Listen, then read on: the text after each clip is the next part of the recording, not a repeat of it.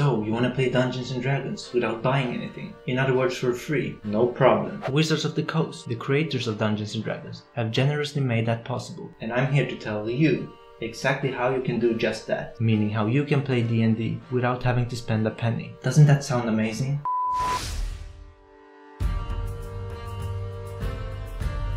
But before I begin, let's just make this clear. Playing without buying anything is probably for those of you who are new to the world of Dungeons and Dragons, and maybe even to role-playing in general.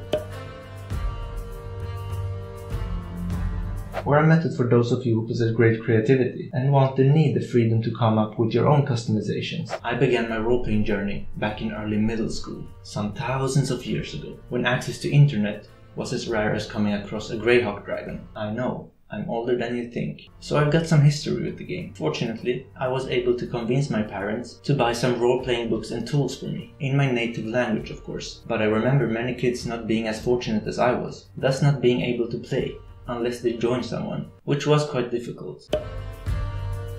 So the fact that Wizards have made it possible to play without buying anything is awesome, a great way to invite people into their world, as well as encouraging them to pursue it further if they're enjoying it. So a great thanks to them for that. And if you like something, you should always aspire to support it. But anyway, now to the juicy bit. How to play D&D without having to buy anything. First of all, let's list everything you need to play the game, and then I will explain how to acquire it all for free. You will need a rulebook. How else are you supposed to understand the fundamentals of the game? Some characters, or else everything is pointless. Dice, because in the world of D&D, the dice are the gods. An adventure, you need a story, a mission and path to become a hero on. People, well yeah, unless you're talented and creative enough to be everyone and everything. I've actually tried doing that, and I must admit that it was quite entertaining. I'll show you how to play alone in another video. And finally, a place. Time and place is essential, obviously.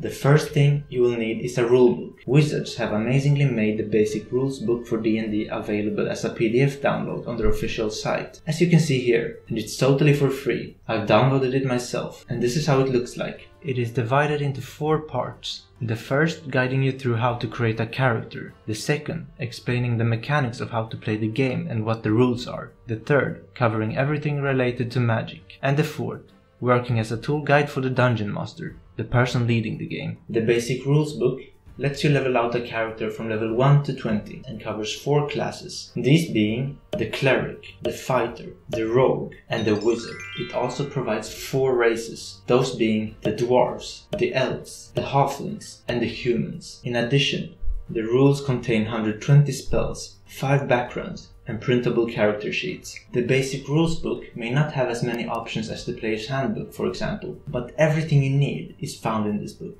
You can keep the file digital or print it out. All links are provided in the description box below. The next thing you need are some character sheets. You can either print them out from the basic rules book, and this is how they look like.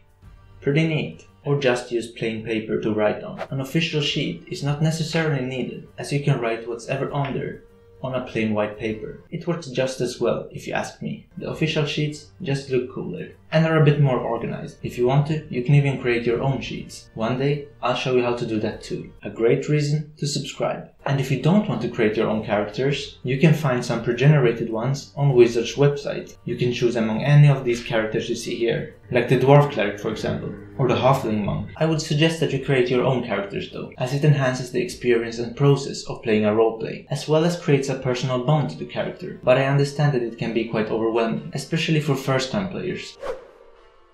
The third thing you need are some dice. I can't find mine at the moment.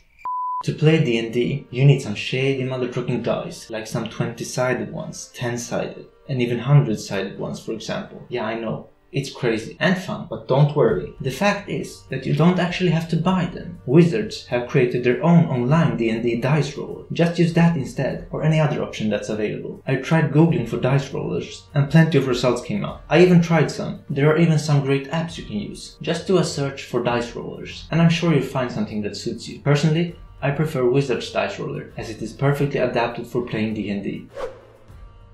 The next thing you need is an adventure, the storyline and mission, which you and your group will set out on. For example, an adventure can look like that of Frodo's, where his mission was to destroy the One Ring in the fires of Mount Doom, to mention a basic yet great one. As a storyteller, I love to create my own adventures. It's probably my favorite thing to do when it comes to roleplaying. I'm all about the adventure and an exciting story. The basic rules book provides you with everything you need to design your own adventure. But I need to warn you, creating your own adventure can be very time and energy consuming. So for new people who simply want to try things out, it might be a good idea to play an already existing adventure. On the DM's Guild, a community for Dungeons and Dragons, you can find totally free adventures to play. These adventures are made by the community, and some of them are really good, honestly. So I greatly recommend you check the place out. Then we come to the part which is the easiest for some and the most difficult for others. Depending on where I was at in my life, it has been both. The older I get, the more difficult it is. I'm talking about finding people who want to play D&D with you. Man, my friends are old. They have families and stuff. I mean, how could they betray our paths to becoming heroic legends like that? Just kidding. The fact is that you need at least someone to play with, preferably a small group. Lucky are those that have friends that are both interested and available. And unlucky are those who are forever alone. In the name of Lyra, I shall pray for us all. If you have a circle of D&D enthusiasts, this might not be of any concern to you. But if you are like me and have difficulty finding people who want to play with you, there are certain things that you can do to come in contact, or at least closer to them. One thing you can begin doing is checking among your friends on Facebook or on social media. Create an event and see if anyone is interested. It might spark up a conversation. Another great place to meet like-minded individuals is on Meetup. I've seen plenty of role-playing and Dungeons and Dragons groups on the site. Becoming a member is totally free, so it's definitely worth a try. I live in a relatively small country, and even we have D&D groups and events announced regularly on the site. Be brave, check out forums, socialize on social media, and all kinds of apps for social interactions. Soon, you will find your group. And if you want me to show you how and where you can find people to play with, write a line in the comment section, and I'll make a separate video addressing the topic. Another reason to subscribe.